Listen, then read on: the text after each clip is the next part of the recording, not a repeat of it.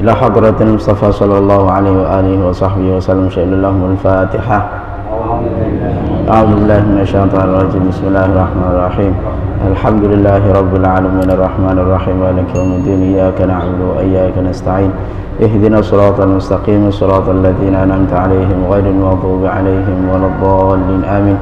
الفاتحة لجميع إخوانه من الأنبياء والمرسلين والأولياء والشهداء والصالحين، خصوصا إلى شيخ القادر الجيلاني. شهد اللهم الفاتحة. أعوذ بالله من الشيطان الرجيم. بسم الله الرحمن الرحيم. الحمد لله رب العالمين الرحمن الرحيم مالك يوم الدين. إياك نعبد وإياك نستعين. اهدنا الصراط المستقيم صراط الذين أنعمت عليهم غير المغضوب عليهم ولا الضالين آمين. الفاتحة إلى جميع أهل القبور من المسلمين والمسلمات والمؤمنين والمؤمنات من مشارق الأرض إلى مغاربها برها وبحرها، خصوصا آبائنا وأمهاتنا وأجدادنا وجداتنا ومشايخنا ومشايخنا. شهد اللهم الفاتحة. أعوذ بالله من الشيطان الرجيم. بسم الله الرحمن الرحيم. الحمد لله رب العالمين الرحمن الرحيم مالك يوم الدين. إياك نعبد وإياك نستعين. اهدنا الصراط المستقيم صراط الذين أنعمت عليهم غير المغضوب عليهم ولا الضالين آمين. Alhamdulillah wassalatu wassalamu ala rasulillah sayyidina Muhammadin ibn Abdullah wa ala alihi wa sahbihi wa man walah, amma ba'd. Rabbi shrah li sadri wa yassir li amri wahlul 'uqdatam min lisani yafqahu qawli. Subhanaka la ilma lana illa ma 'allamtana innaka antal alimul hakim. Hadirin jamaah musalla ridha yang dirahmati Allah Subhanahu wa taala. Alhamdulillah, dengan izin Allah Subhanahu wa taala kita semuanya hari ini dikumpulkan oleh Allah Subhanahu wa taala di majelis yang insyaallah diberkati oleh Allah Subhanahu wa taala. Hari ini adalah hari yang ke-7. Kayaknya hitungin Pak ya. bentar lagi lebaran. Oh, masih lama. Oke, kalau kemarin kita mau masuk puasa, hitung bentar lagi puasa. Nah, sudah Ramadan datang, Ramadan tiba. Sekarang sudah Ramadan, yang dihitung apa? Lebaran segera datang. Ada aja. Ntar kalau udah selesai Ramadan, ya baru aja selesai Ramadan. Menung saya, ya Allah. Tapi semuanya perlu disyukuri. Alhamdulillah. Semoga kita semuanya selalu diberikan oleh Allah Subhanahu wa taala nikmat sehat walafiat dan juga nikmat sempat. Nah, hari ini kita akan membahas tentang syarat-syarat puasa. Nah, syarat-syarat apa? Puasa. Baik. Perhatikan. Nah, syarat puasa. Apa itu syarat? Syarat artinya adalah sesuatu yang dijadikan sebuah ketentuan supaya kita dapat melaksanakan sesuatu tersebut. Itu namanya syarat. Syaratnya masuk masjid, dia mesti kakinya bersih. Yang enggak bersih kakinya enggak boleh masuk. Itu namanya syarat. Nah, kalau sudah masuk ke dalam masjid lalu ngapain? Ya bebas. Bebas. Dan syarat masuk masjid apalagi? Berbusana yang rapi. Jadi kalau enggak rapi, ya membuka aurat, jangan diperbolehkan masuk masjid. Itu namanya syarat. Jadi syarat yang mesti dilakukan sebelum masuk ke dalam sesuatu. Itu namanya syarat. Nah, puasa juga punya syaratnya. Ada syarat wajib, ada syarat sah. Apa itu bedanya? Kalau syarat wajib itu artinya seseorang tidak akan mendapatkan kewajiban puasa kecuali harus memenuhi syarat-syarat ini. Kayak tadi harus mencuci kaki kalau kotor, gitu ya. Itu namanya syarat wajib. Kalau nggak terpenuhi syarat wajibnya, dia nggak ada wajib puasa. Nggak puasa pun nggak apa-apa karena dia belum ada syarat wajib. Nah, itu syarat wajib. Adapun syarat sah itu adalah syarat yang mesti dipenuhi agar puasanya menjadi sah, diterima oleh Allah Subhanahu wa ta'ala. Apa syarat sahnya? Nanti kita akan ketahui bersama-sama. Pertama nih yang mesti kita ketahui adalah syarat wajib dulu. Syarat wajib apa aja? Nah, yang pertama adalah Islam. Nah, itu poin utamanya.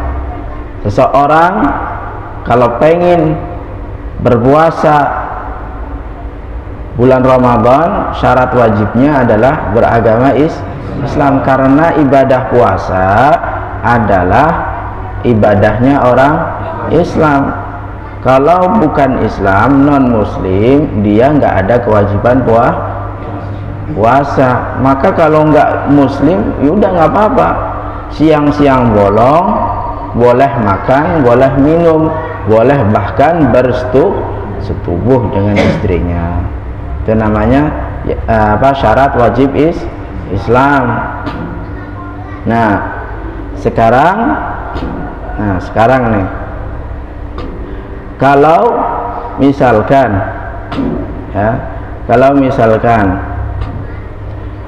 ada seorang kafir non muslim, kemudian di siang hari ikrar dia masuk Islam setelah zuhur. Nah, kira-kira dia wajib puasa apa enggak? Wajib puasa enggak? Nah, kalau misalkan nggak usah zuhur deh, habis subuh. Nah, habis subuh kan mepet banget sama sahur tuh, iya kan? Masih dekat. Nah, itu bagaimana? Apakah dia wajib puasa nanti bareng sama muslim sampai dengan maghrib, atau dia nggak puasa? Nah, kalau nggak puasa dia statusnya muslim. Nah, statusnya gimana? Nah, statusnya ketika itu kalau ada seorang kafir, dia masuk Islam sudah pada waktu Ramadan berjalan, di tengah-tengah waktu berpuasa, maka dia tidak diperintahkan atau diwajibkan untuk berpuasa pada hari tersebut. Nah, untuk qadanya bagaimana? Untuk qada juga nggak dapat, ya. Jadi nggak ada wajib qada. Misalkan ya, hari ini nggak puasa, ikrarnya tadi habis subuh ini, di sini di masjid ini. Nah, tapi dia kan muslim, baru tadi sahur dia masih belum muslim karena belum ikrar syahadat. Nah, maka dia sepanjang itu tidak akan diwajibkan qada puasanya nanti di luar Ramadan, tetapi dianjurkan. Nah, ini bedanya, dianjurkan dia berpuasa ngikut sama orang muslim yang lainnya untuk menghormati sisa waktu daripada hari Ramadan. Paham sampai sini ya? Nah, oke. Dalilnya apa kalau orang seorang kafir yang masuk Islam kemudian nggak wajib qada? Qala ta'ala qul lil ladzina kafaru iyantahu yughfar lahum ma qad salaf. Katakan wahai Nabi Muhammad kepada orang-orang kafir, iyantahu, kalau mereka berhenti, stop, yughfar lahum, maka dia akan diberikan ampun oleh Allah Subhanahu wa taala ma salaf, apa yang sudah berlalu. Nah, jadi yang berlalu udah dihapuskan. Makanya orang mu'allaf itu seperti seorang bayi yang nggak punya dosa, yughfar lahum ma qad salaf, sama kayak puasa seperti tersebut. Hanya saja dianjurkan untuk menahan sisa dari waktu hari tersebut, tapi kalau wajib puasa nggak ada. Oke, selanjutnya yang nomor 2, yaitu baligh.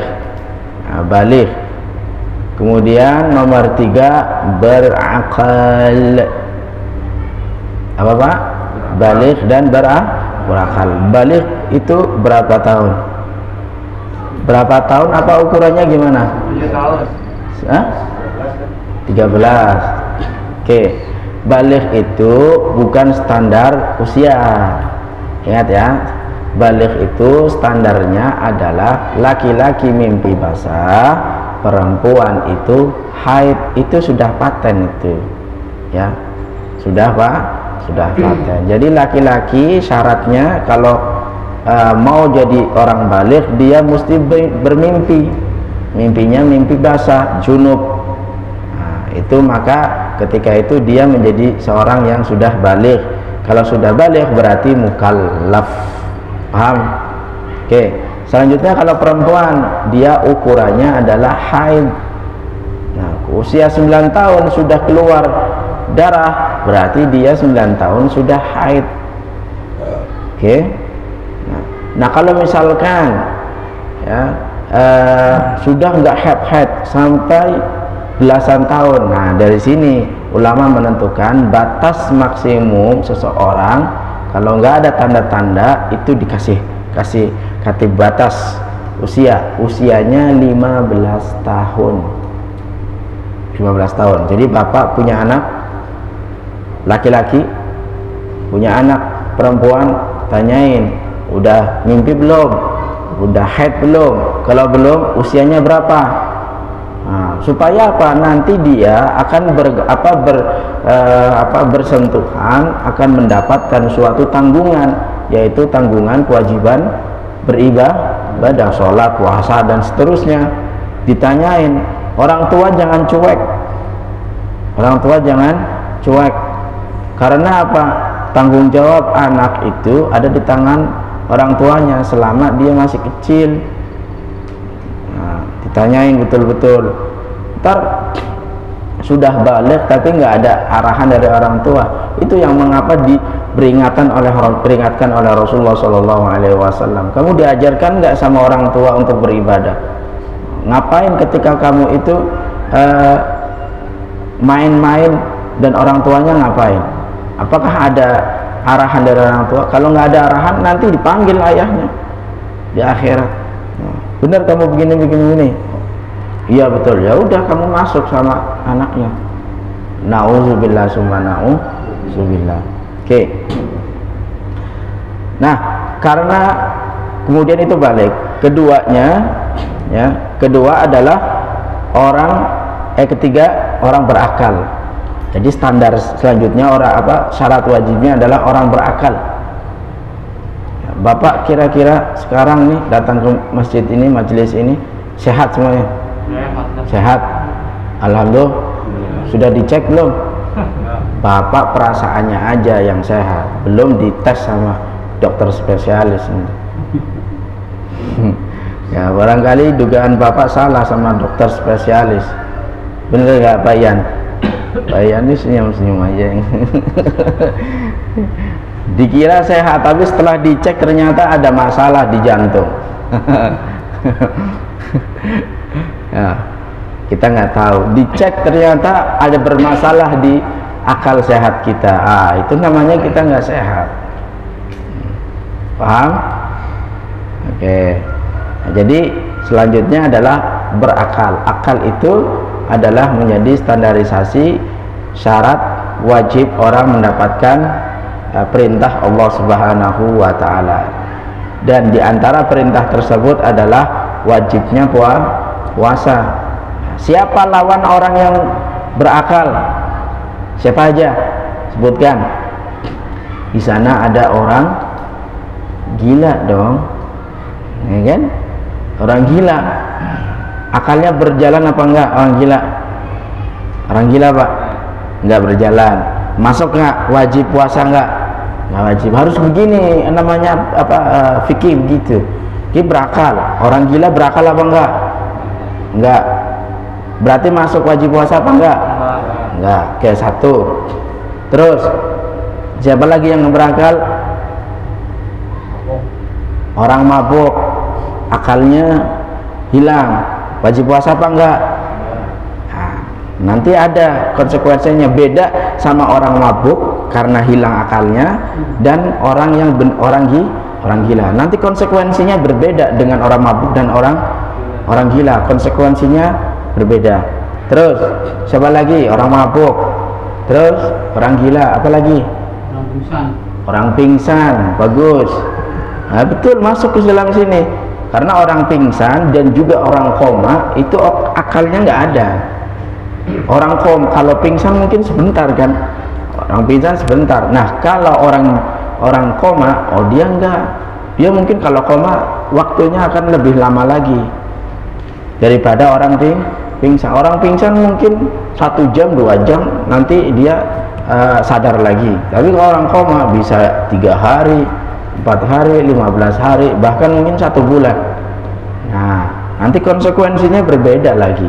Terus apa lagi? Oke. Apa lagi?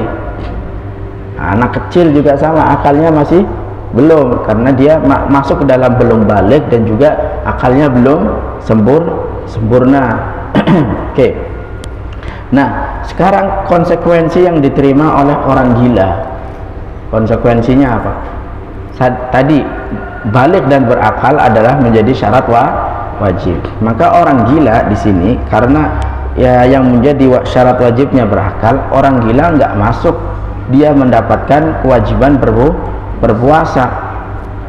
Diperintahkan nggak kalau misalkan orang gila kemudian sadar nih ya, sadar di tengah Ramadan dia siuman, dia sudah sadar lagi kayak seperti dulu, kira-kira wajib puasa apa enggak ketika itu?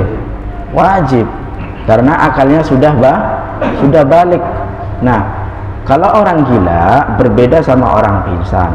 Orang gila itu kalau nggak puasa, dia yang nggak puasa itu nggak disuruh qadha sama Allah Subhanahu wa ta'ala, karena akalnya sudah diambil. Nah, akalnya sudah diambil.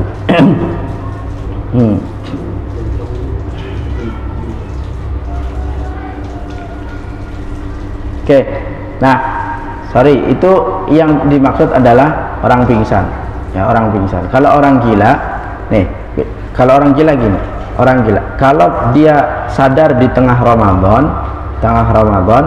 dia maka sisa apa? Misalkan 2 hari atau 3 hari dia gila, ya kan? Kemudian hari keempat dia sadar, maka 3 hari itu dia wajib qadha, karena dia masuk ke dalam bulan Ramadan. Nah, kalau dia keluar sampai gila sampai 30 hari, nah hari apa lebaran dia baru sadar, maka Ramadannya dia enggak qadha. Ramadannya enggak qadha karena dia enggak menyaksikan bulan Ramadan. Nah, enggak menyaksikan bulan Ramadan. Nah, sekarang kalau orang pingsan, orang pingsan kan cuma 1 jam 2 jam. Nah, kalau pingsan beda sama orang gila. Kalau pingsan ya, dia wajib puasa dan wajib qadha. Nah, meskipun akalnya nggak berjalan waktu itu. Baik. Kemudian orang mabuk, sama, orang mabuk dengan orang pingsan itu sama, dia wajib puasa dan wajib qadha. Kenapa? Karena itu menjadi sebuah sanksi terhadapnya, karena dia telah berbuat yang tidak baik dan melanggar aturan Islam. Oke. Kemudian selanjutnya, kalau orang tidur gimana? Orang tidur seharian.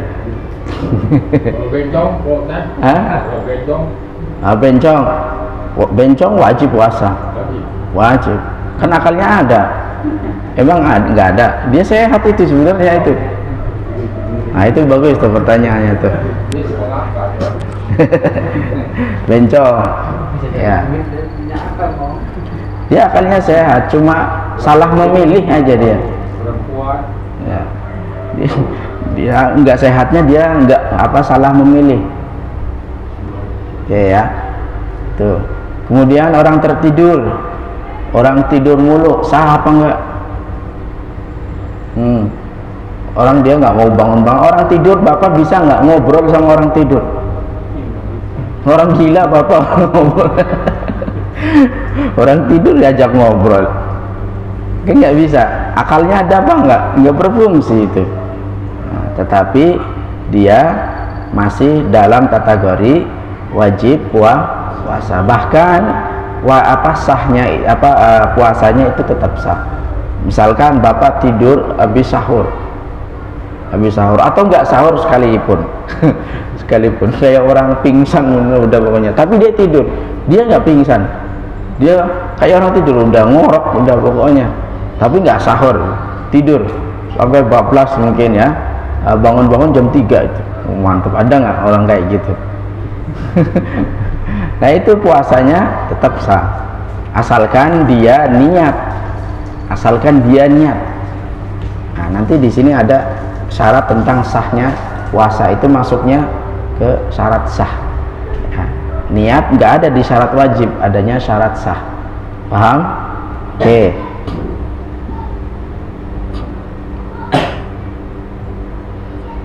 Kalau gilanya setengah-setengah gimana? Namanya gila putus-putus. Bagus, itu memang ada. Ya, gila putus-putus itu tidak menghalangi suatu kewajiban. Tetap kalau dia berada di bulan Ramadan, maka dia wajib berpuasa dan qadha.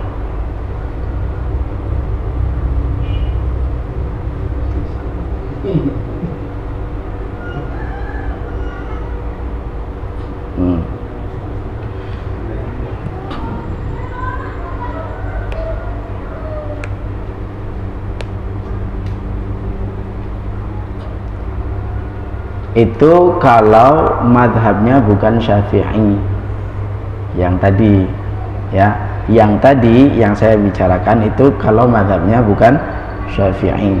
Tapi kalau Syafi'i, anak kecil yang baligh di tengah hari dan orang gila yang sadar di tengah hari, maka dia nggak ada wajib qadha ya, karena dia sudah diringankan oleh Allah Subhanahu wa Ta'ala khusus orang itu. Jadi ada dua pendapat yang mengatakan kalau dia sadar dia balik di tengah Ramadan, maka dia wajib qadha ya kan, dan dia wajib puasa.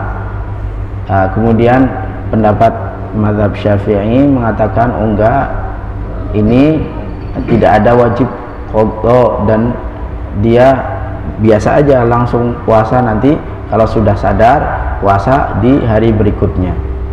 Nah, supaya kita nggak usah bertengkar dalam suatu pendapat hukum. Oke.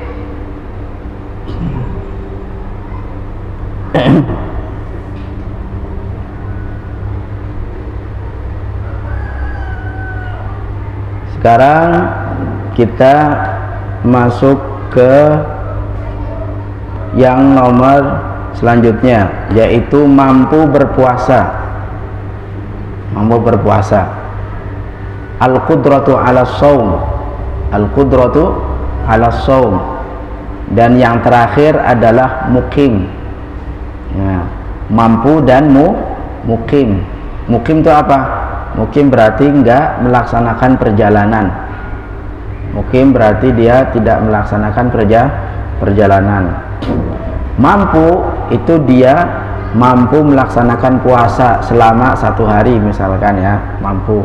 Karena kalau nggak mampu dia tidak mendapatkan kewajiban puasa. Contohnya siapa yang nggak mampu? Sakit. Orang sakit, betul. Satu lagi siapa? Musafir. Itu yang lawan daripada mukim ya, masuk musafir. Terus apalagi yang tidak mampu? Orang hamil boleh, tapi nanti ada konsekuensinya tersendiri. Orang tidak mampu Seperti apa? Seperti orang yang sudah tua, lansia. Lansia itu dia tidak mendapatkan kewajiban puasa lagi. Jadi bapak kalau punya orang tua yang masih hidup gitu, jangan dipaksain pak, udah jangan dipaksain disuruh puasa. Nanti bapak kalau nyuruh dia puasa, bapak ngebunuh dia. Kasihan, udah tua kayak gitu suruh puasa.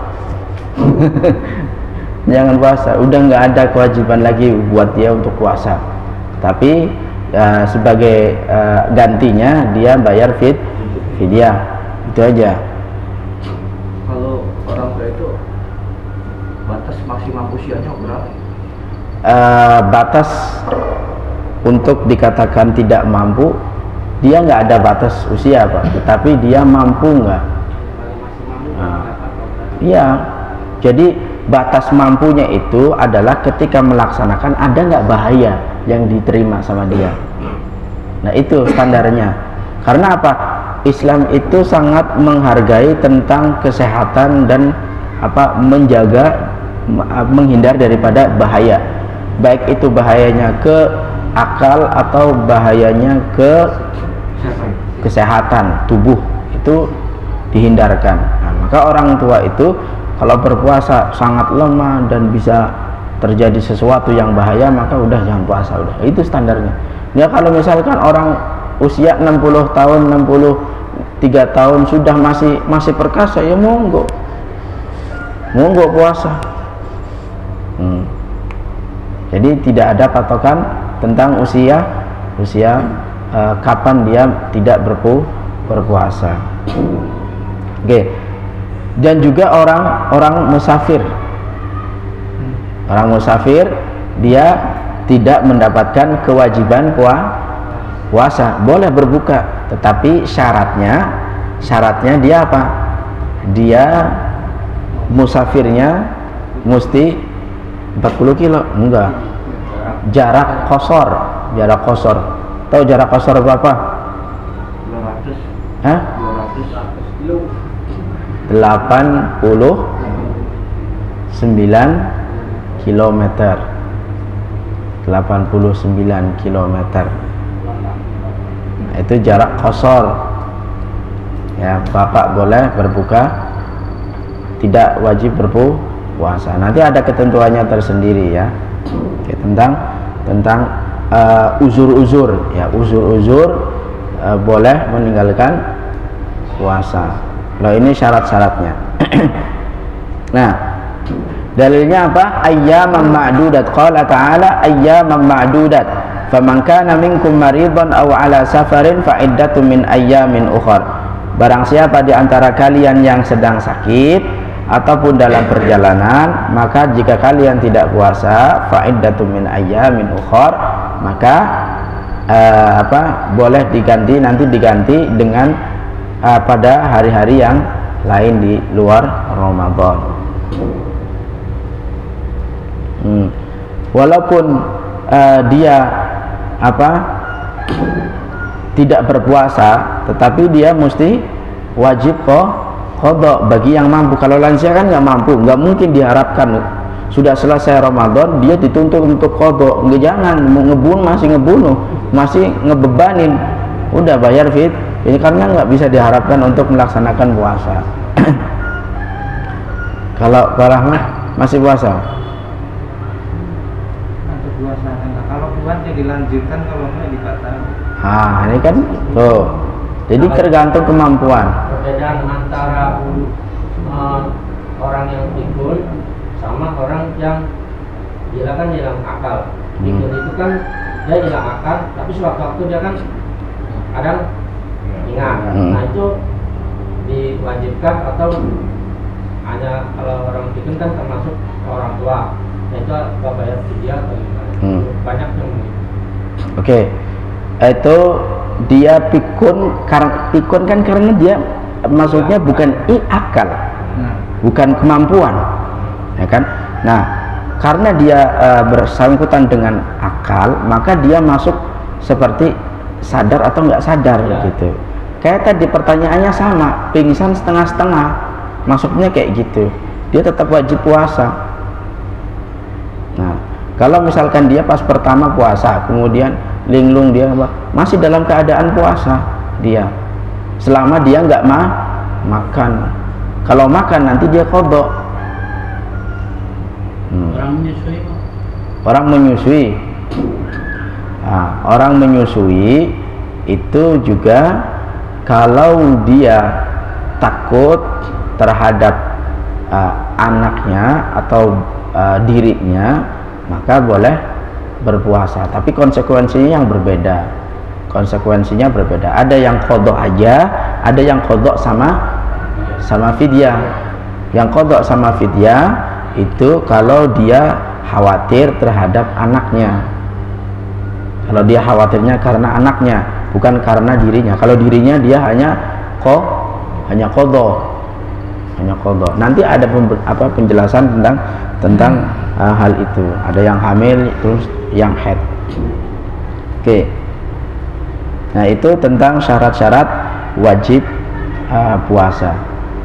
Ada lagi pertanyaan? Kayaknya waktunya sudah cukup.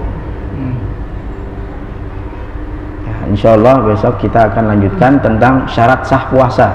Jadi ada syarat 2 yang kita bahas. Tadinya saya kira sampai waktunya untuk ngebahas syarat sah puasa, ternyata nggak sampai. Ada yang mau tanya? Itu bagus ya, responnya tadi bagus. Ada yang pikun setengah-setengah ya kan, kadang pikun ada sadar, kadang itu pingsan setengah-setengah ya. Ternyata ada dari jamaah juga yang kadang mampu kadang enggak. Itu tergantung kemampuan ya, bukan usia. Lagi-lagi tergantung kemampuan, bukan usia. Kalau orang menyusui kan tadi dia bayar fidyah, sama tergantung, kalau itu tergantung niatnya. Apanya? Maksudnya kan ada orang yang menyusui maupun hamil, dia tapi tetap berpuasa, itu tergantung niat atau kondisi dia badan diri sendiri gitu. Dia tetap puasa, misalkan ya kayak gini. Atau gini, dia pas sahur dia sudah niat nggak puasa. Oh, dari tergantungnya? Iya, dari malam itu udah nggak niat puasa. Nggak niat puasanya kenapa? Nah, ditanyain dong, kamu kenapa nggak puasa? Apa yang kamu takutkan? Kadang-kadang kan dia begini, dia hamil, dikhawatirkan, kadang berpikirannya kan anak. Kondisi juga kadang, anak kondisinya kayak gitu, kan ada mudaratnya gitu. Iya. Nah, itu tergantung niat. Kan ada juga yang puasa tapi tetap alhamdulillah gitu kan. Iya. Ya, kalau ibunya dirasa kuat, monggo. Nggak ada namanya itu dispensasi ya. Dia tetap mendapatkan kewajiban. Cuma Islam itu memberikan keringanan. Kalau ini masuknya ke syarat wajib, beda kan ya antara keringanan dengan syarat wajib. Kayak orang puasa tadi Allah kasih keringanan kan. Siapa? Musafir, keringanan itu. Oke. Jadi kalau misalkan dia kayak istri saya, dia waktu hamil dan menyusui tetap puasa. Jadi tergantung mental dari seorang ibu dan fisiknya tuh. Dia mempengaruhi sekali. Kalau dia mentalnya sudah lemah, akan berpengaruh kepada salah satunya. Itu. Kalau mentalnya kuat, akan tahan. Tergantung bagaimana dia persiapannya misalnya.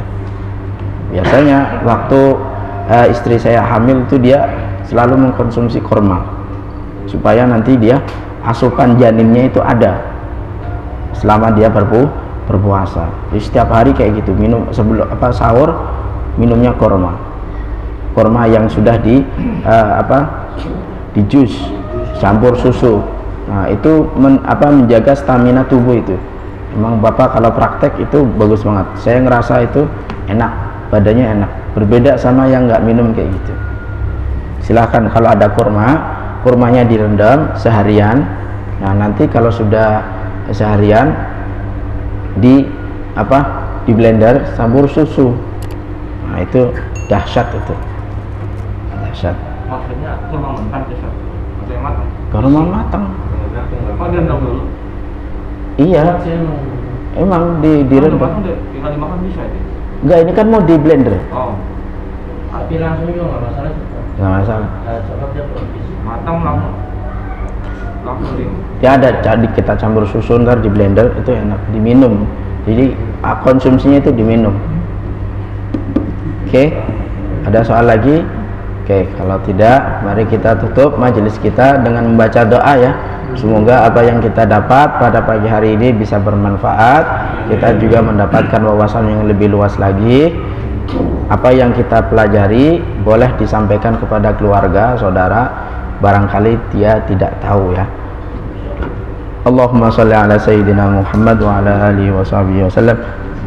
Alhamdulillah rabbil alamin hamdan yuafi ni'amahu wa yukafi mazidah. Ya Rabbana lakal hamdu kama yanbaghi li jalali wajhika wa 'azimi sultanik. Allahumma shalli ala sayyidina Muhammad wa ala alihi wa sahbihi wa sallim. Allahumma taqabbal minna salatana wa siyamana wa ruku'ana wa sujudana wa tilawatana wa takhashu'ana wa tadarru'ana wa taqsirana ya arhamar rahimin. Allahumma innaka afuwun karim tuhibbul afwa fa'fu anna ya karim. Allahumma anfa'na bima 'allamtana wa 'allimna ma yanfa'una wa zidna 'ilman nafi'an warzuqna amalan salihan fid dini wad dunya wal akhirah. Allahumma ij'alil qur'ana rabi'a qulubina wa nura absarina wa jalaa ahzanina wa dhahaba humumina wa humumina. Allahumma dhakkirna minhu ma nusina wa 'allimna minhu ma jahilna warzuqna tilawatahu ana al-laili wa atrafan nahar waj'alna hujjata ya rabbal alamin. Rabbana atina fid dunya hasanah wa fil akhirati hasanah wa qina adzaban nar. Wa sallallahu ala sayyidina Muhammad wa ala alihi wa sahbihi wa sallam. Walhamdulillahi rabbil alamin. Assalamualaikum warahmatullahi wabarakatuh. Waalaikumsalam.